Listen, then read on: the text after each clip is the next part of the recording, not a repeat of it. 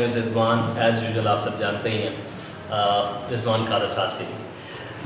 Guys, last time जब हमारी बात हुई थी तो we spoke about Pakistan studies first chapter और मैंने छोड़ा था कि हम डायनेस्टीज़ की तरफ जाएंगे, लेकिन उससे पहले then I decided and thought for a while. अब मुझे ये लगा कि सबसे पहले मैं आप लोगों को पीछे हिस्ट्री की तरफ लेकर जाने से पहले थोड़ा सा वॉर ऑफ इंडिपेंडेंस की पहले बात करूं कि कुछ कवानीन का बनना कैसे बनते हैं, लॉज क्यों जनरेट होते हैं, सोसाइटी को कंट्रोल क्यों किया जाता है, and then I take you back to history. इसके पीछे भी बहुत सारे रीज़न्स हैं. एक सबसे बड़ा रीज़न ये है कि when we speak about history बहुत ड्राई हो जाती है. थोड़ा सा आज हम वेरी करेंगे अपने सब्जेक्ट को ताकि कंफर्टेबल भी हो और थोड़ा सा समझने में इंटरेस्ट भी पैदा हो. अच्छा, आप सबको याद होगा हम हमेशा आज़ादी की जंग, वॉर ऑफ इंडिपेंडेंस 1857 1857 की बात कर रहे होते हैं. वॉर ऑफ 1857 क्यों लगी? सबसे अहम उसका जो रीज़न बताया जाता है तारीख़दानों की तरफ से कि वो वॉर इस वजह से भी हुई कि बरतानिया जो है वो पूरी तरह से ग्रिप करना चाहता था और काफ़ी हद तक इस्तेसाल एक्सप्लॉयटेशन इतनी कर चुका था कि लोग बेजार भी थे और मुग़लों के भी आखिरी बादशाह बचे थे और बाकी जो उनके लीडरान थे जो मुख्तलिफ कम्युनिटीज़ या मुख्तलिफ कौमों से ताल्लुक़ रखते थे, क्योंकि सब कॉन्टिनेंट में एक कौम तो रहती नहीं थी, ज़ाहिर सैकड़ों कौमें थीं, तो उन सब ने मिलकर एक तरह से बगावत का आगाज़ करना चाहा. और इसका जो सबसे बड़ा जो स्टार्ट हुआ, जो शुरुआत हुई, वो मिलिट्री कैंप से हुई, जहाँ पर कहा जाता है कि राइफ़ल्स को जो है वो पिग का जो इस्तेमाल किया गया राइफ़ल्स को बनाने में, जिनको उन्होंने अपने मुँह से खोलना होता था. For Muslims it was a difficult job, for non Muslims उनके लिए उनमें गाय का जो है वो चर्बी का इस्तेमाल किया गया. So obviously both the ways it was decided unilaterally कि इनको डिस्टर्ब करना है, तो मतलब मुस्लिम्स और हिंदूज़ को, यानी कि सब कॉन्टिनेंट में रहने वाले तमाम इंडियंस को बेहतर यही रहता कि वो उनका इस तरह के इश्यूज़ में उलझाकर उनको और डिस्टर्ब रखें कि वो कुछ ना करें. बट ऑब्वियसली जहाँ कल्चर्स, जहाँ रिलीजन्स या सिस्टम्स को डिस्टर्ब किया जाता है तो वहाँ पर आप इस तरह की रेजिस्टेंस हमेशा देखते हैं और ये तारीख हमेशा रही है. अच्छा, जब बात आती है वॉर ऑफ इंडिपेंडेंस की, चले यूँ तो ये स्टार्ट हो चुकी आर्मी कैंप से, फिर ये चलती चलती बहादुर शाह ज़फ़र, जिनका आपने नाम भी सुना होगा, और इस तरह से बढ़ती रही ये वॉर, चलती गई, लेकिन बदकिस्मती से क्योंकि उनका लीडर भी इतना पावरफुल नहीं था, एंड देन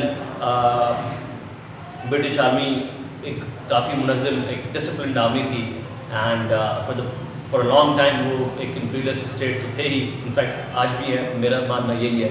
बट स्टिल उन्होंने जितना नुकसान करना था कंट्रोल कर जो नुकसान किया उन्होंने ऑब्वियसली किया 1857 में.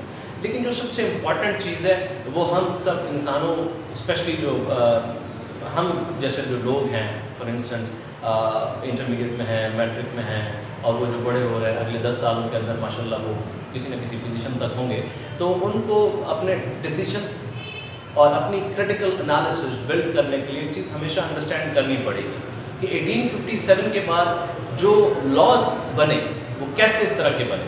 देखिए, कानून कब बनता है, लॉ कब बनता है, सवाल ये पैदा होता है. लॉ हमेशा तब बनता है जब कोई ऐसा वाक़या, ऐसा इंसिडेंट हुआ हो which had impeccable consequences on people and on the state as well. और यही consequences उस वक्त अंग्रेज़ साम्राज्य के साथ भी हुए थे, ब्रिटिश के साथ भी हुए थे, और वो इतने बड़े consequences थे कि they could not handle it had they not tried to squeeze it down, had they not tried to suppress it.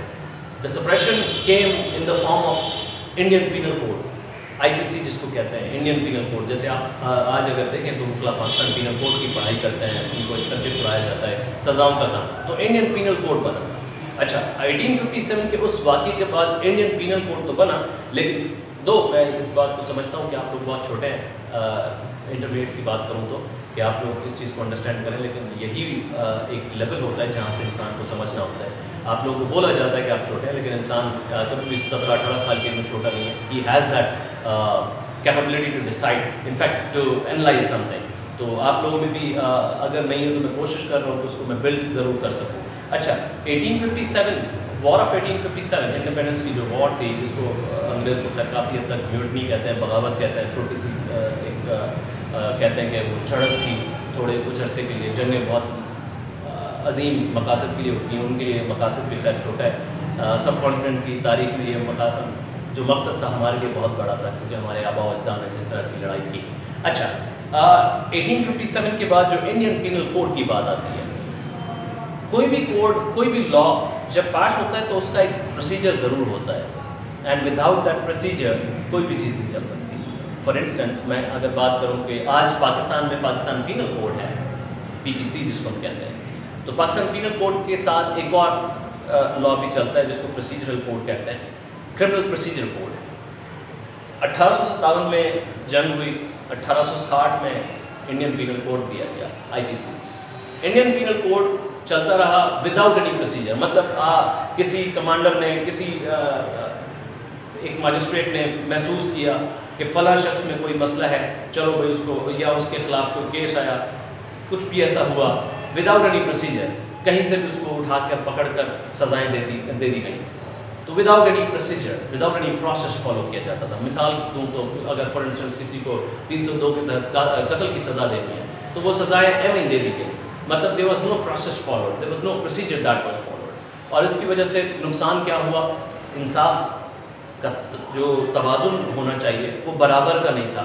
جو آپ دیکھتے ہیں نا اکثر ترازو اور ایک وہ بدھ کی طرح جو ایک آپ کو نارملی دکھتا ہے موویز میں یا پکچرز میں، تو وہ ہمیشہ برابر ہونا چاہیے. وہ توازن خراب ہوا کس وجہ سے؟ وہ پروسیجر فالو نہ کرنے کی وجہ سے. 1898 میں جا کر انگریز سرکار کو اس چیز کا احساس ہوا شاید کہ کرمنل پروسیجر کوڈ ہمیں دینا چاہیے. لیکن یہ جو بیچ کے 38 سال 38 ایئرس فرام 1860 57 سے لگائے تو پھر تو ظاہر زیادہ بنیں گے، بٹ 41-42 ایئرس ہوں گے. بٹ 1860 to 1898 کوئی پروسیجر فالو نہیں کیا گیا. People were being killed, people were being I would say murdered without any procedure being followed, legal procedure being followed. 1898 تک. Right after that اس کے فوراً بعد بھی کچھ ایونٹس ہوئے. میجر ایونٹ جو ہم پاکستانیوں کے لیے اہمیت رکھتا ہے آج کے پاکستانیوں کے لیے، 1905 پارٹیشن آف بنگال. پھر 1905-06 میں جو مسلم لیگ، آل انڈیا مسلم لیگ بنی تھی. آپ لوگوں کو اگر یہ چیز یاد ہو کہ جب آل انڈیا مسلم لیگ بنی تو آل انڈیا مسلم لیگ میں ظاہر ہے کوئی بھی ملک یہ نہیں چاہے گا کہ جو ان کے اوپر مسلط ہو، اور مسلط ہونے کے بعد بھی ہم ان کے وفادار رہیں. چونکہ میں اپنی نظر میں بھی دیکھتا ہوں کہ یہ شاید آفٹر افیکٹس ہی تھے ایک طرح سے، کہ 38 ایئرس یا 40 ایئرس 45 ایئرس تک جو وداؤٹ پروسیجر لاس چلتے رہے اور جنہوں نے بے تحاشا نقصان پہنچایا، انسانی افسوس واقعے بھی ہوئے. ان سب کو دیکھنے کے بعد ہم اس نتیجے پر بھی پہنچے کہ شاید 1905 آل انڈیا مسلم لیگ کا جو بننا تھا بنگال ڈھاکہ میں، اس کی ایک وجہ جو اس میں آپ نے اگر اس کے دیکھے ہو کہ آل انڈیا پاکستان مسلم لیگ کا جو مینیفیسٹو تھا، اس کے جو فرسٹ 2-3 لائنز میں آپ کو جو چیزیں دکھیں گی، کیریکٹرسٹکس جس کی ہم بات کریں، تو اس میں آپ کو سب سے پہلے دیکھیں گا کہ وی the Mohammedans of India of Hindustan would remain loyal to the British government. کیوں؟ وجہ تو یہ آتی ہے. Why would we be loyal to someone who has come in our lands and have devastated the lands, destroyed the lands, have killed our hundreds and thousands of people? Still we would remain loyal to them. Obviously there was no other way because they were following no procedure. Though the procedure had come by 1898, but وہاں تک پہنچتے جو حالات ہوئے وہ کافی حد تک خراب تھے. Anyways, تو لاز اس طرح سے بنتے ہیں.